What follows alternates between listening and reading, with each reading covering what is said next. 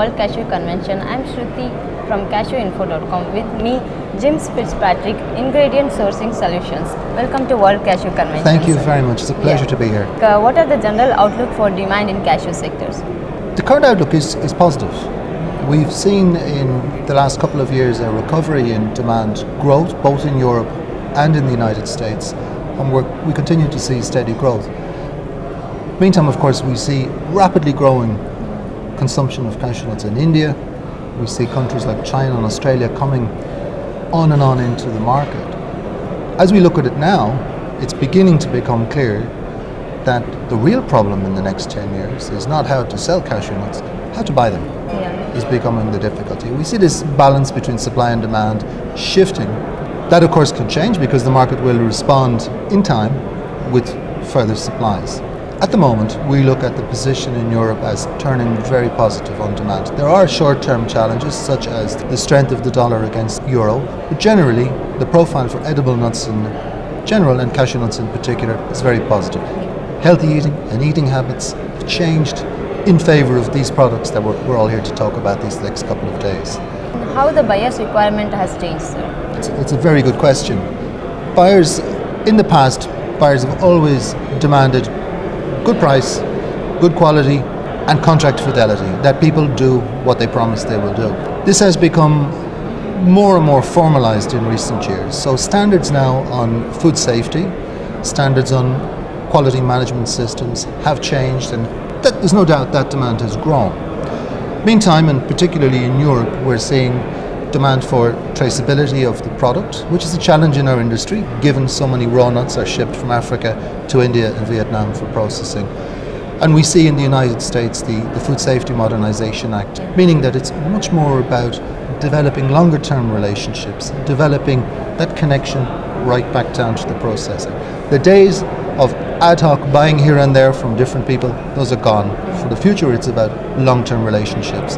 It's about how buyers and processors can work together over many years. What are the prospects for processing in Africa? It's the big question. As a question, this has been around for, well, certainly 20 years. I think the prospects are improving. I think that we have seen in recent years, and particularly if we look at the Ivory Coast, there we see a new approach. We see large-scale supply, we see better and better institutional environment, we see slightly better access to finance.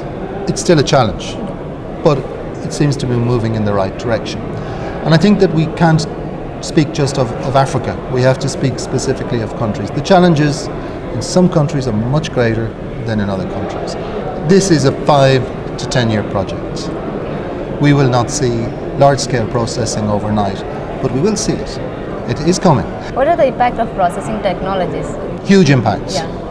We spoke about Africa a moment ago. I mean, we now see the processor is much more a manager. He's a manager of machines. He needs to have much better services, better servicing, better understanding of the process than ever before. The days of employing a few hundred people and setting up in a shed, this is gone. Food safety demands that, but also technology. So there are challenges for new processors in sourcing equipment, accessing the technology management. That's most acute in Africa. But if we look in India and we look in Vietnam, there are also challenges. From a manual processing operation, this business is completely turned around, and it now becomes, and is becoming more and more, highly mechanized, highly technological process. This is new challenges.